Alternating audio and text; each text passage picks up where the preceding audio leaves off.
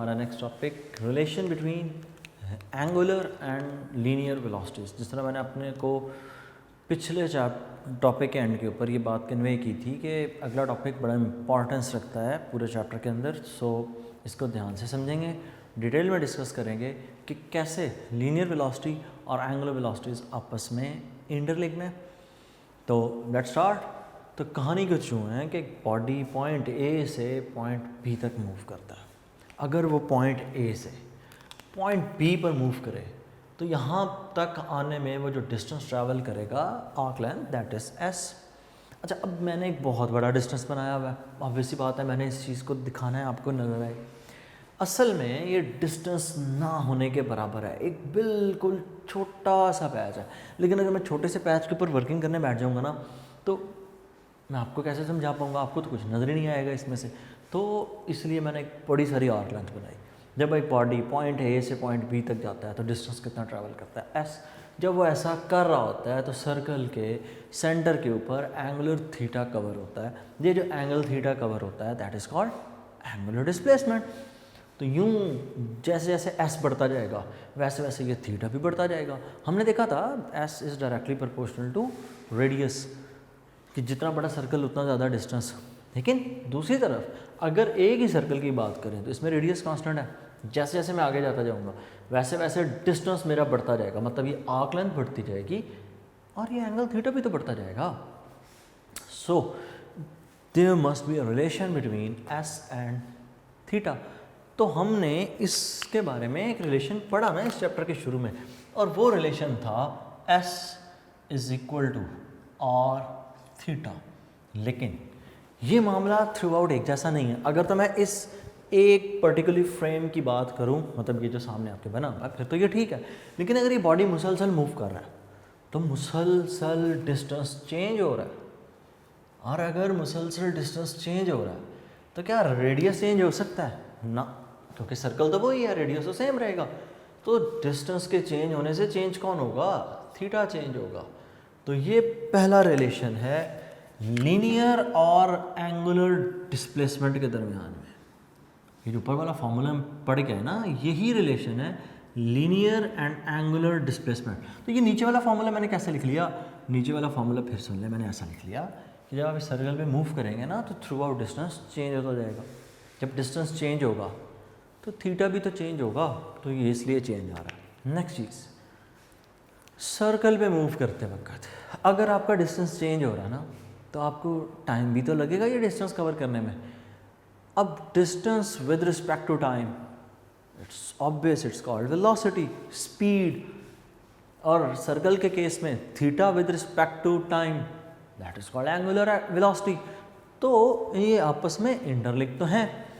लेकिन इससे पहले हम आगे चले, यहाँ एक पॉइंट है जो बहुत समझने वाला, वो ये कि जब हम सर्कल के ऊपर मूव करते हैं तो सर्कल के ऊपर मूव करते हुए हर वक्त हमारी वेलोसिटी की जो डायरेक्शन है वो चेंज होती रहती है।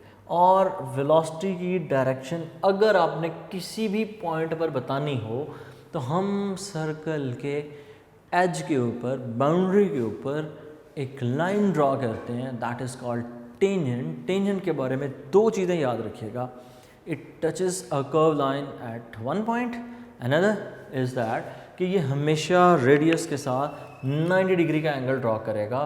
तो यहाँ हमने टेंजेंट बनाया, ये टेंजेंट सर्कल के रेडियस के साथ कितना एंगल बनाएगा? 90 डिग्री। और ये सर्कल को कितने पॉइंट्स पे टच करेगा? सिर्फ एक, और वो पॉइंट कौन सा है? Point A. ये जो आपने नई वेलोसिटी की एक डायरेक्शन बनाई that is called tangential velocity. Same ये वेलोसिटी आप लोगों ने पॉइंट बी पर बनाई, ये क्या कहलाएगी? Tangential velocity. अब चूंकि पॉइंट ए और पॉइंट बी दोनों पर वेलोसिटी की डायरेक्शन एक जैसी नहीं है। क्यों नहीं है एक जैसी?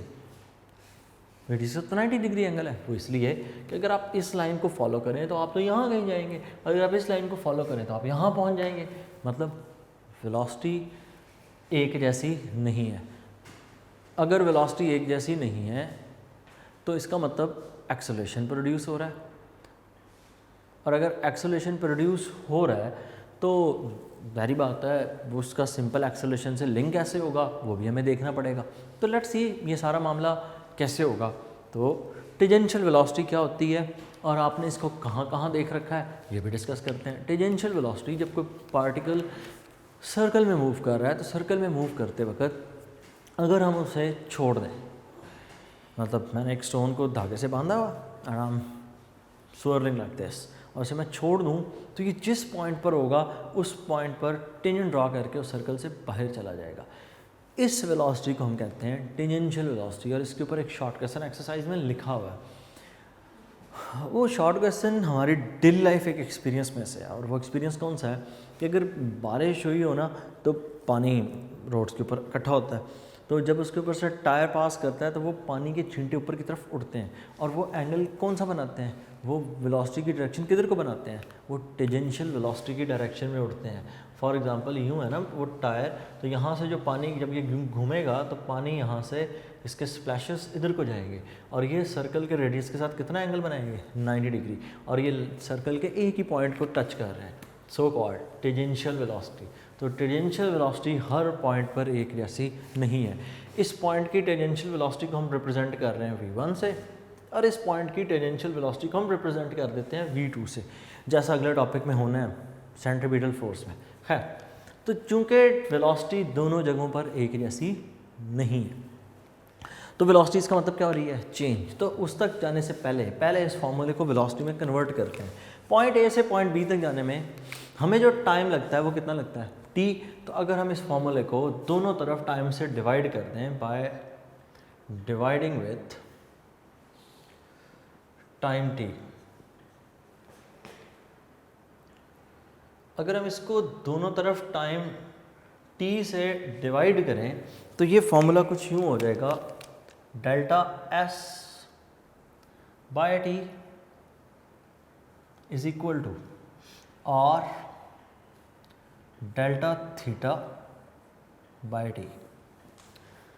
अब दोनों तरफ टाइम से डिवाइड किया तो distance divide by time, it's speed velocity is equal to और and theta divide by T, it's angular velocity omega.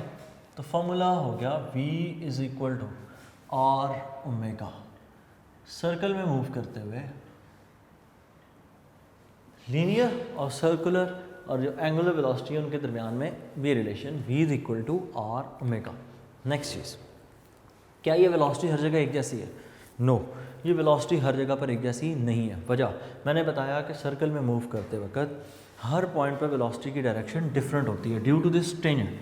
क्योंकि ये वेलोसिटी डिफरेंट तो ऑटोमेटिकली क्या प्रोड्यूस होगा, एक्सेलरेशन।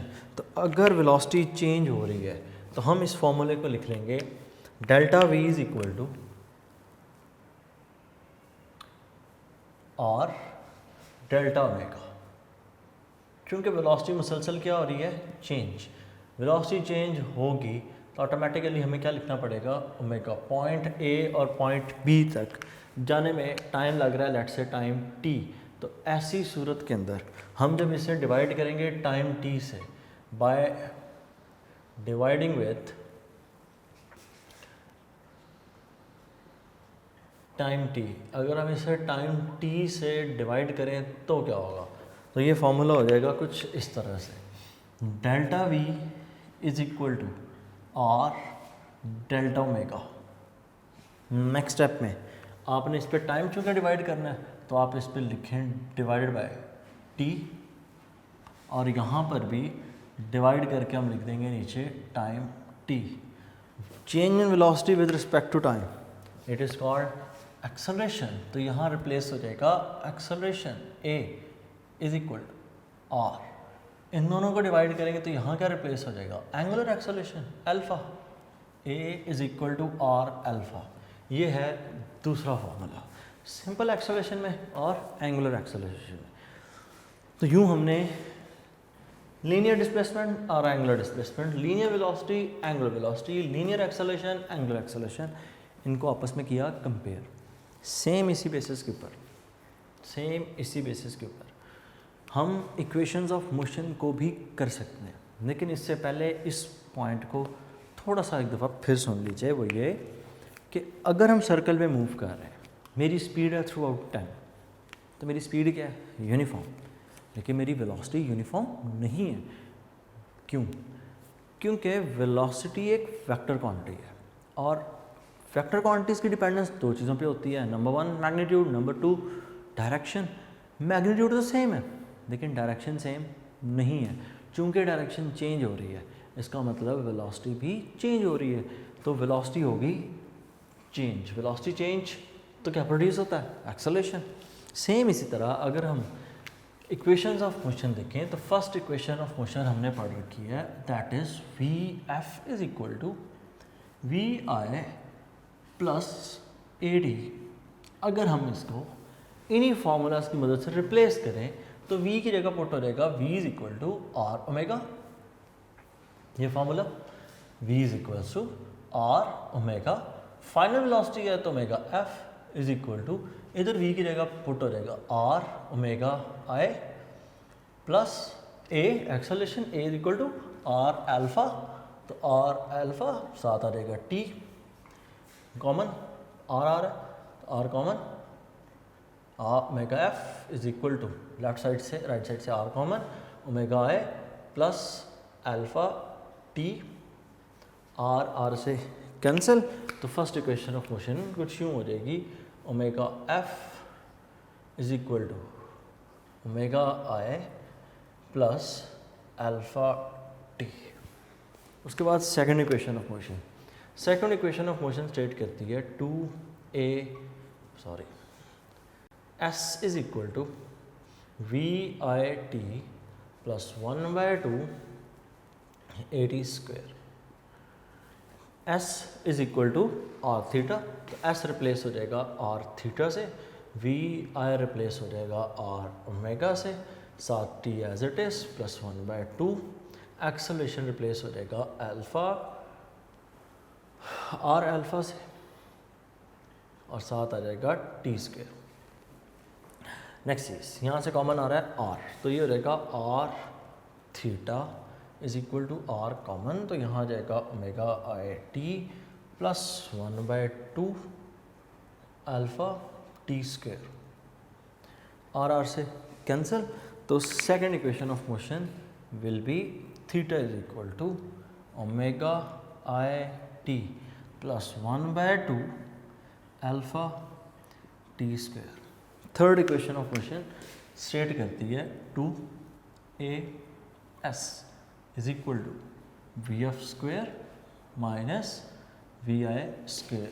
2 एक्सेलरेशन की जगह रिप्लेस हो जाएगा आर एल्फा, साथ डिस्टेंस s, इसकी जगह रिप्लेस हो जाएगा आर थीटा, वी एफ की जगह पुट हो जाएगा v is equal to R omega, चूँकि फाइनल वेलोसिटी है तो ओमेगा f ऊपर आ जाएगा square minus R omega I ऊपर आ जाएगा होल स्क्वायर।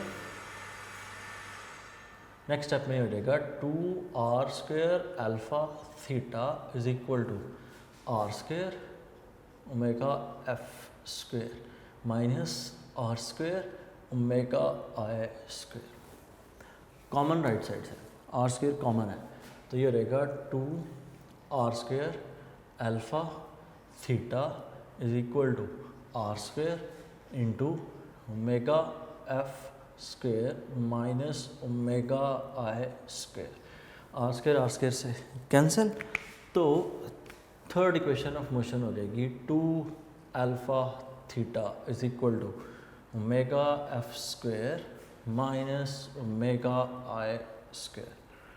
सो यूँ हमने अपनी इक्वेशंस ऑफ मोशन को भी इन्हीं नए फार्मूलाज के अकॉर्डिंगली चेंज कर लिया। सो इस टॉपिक को ध्यान से समझना है और स्पेशली ये पॉइंट कि सर्कल में मूव करते वक्त स्पीड भले से यूनिफॉर्म हो, वेलोसिटी कभी भी यूनिफॉर्म नहीं होगी। वजह वेलोसिटी मुसलसल चेंज होगी, वेलोसिटी चेंज होगी तो क्या प्रोड्यूस होगा? एक्सेलरेशन।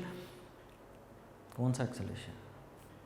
एक और एक्सेलरेशन भी होगा, सेंट्रीपिटल एक्सेलरेशन, जिसकी वजह से क्या लगेगी? Centripetal force. अगले टॉपिक में इसको डिस्कस करते हैं, तो हमारा नेक्स्ट टॉपिक होगा सेंट्रीपिटल फोर्स।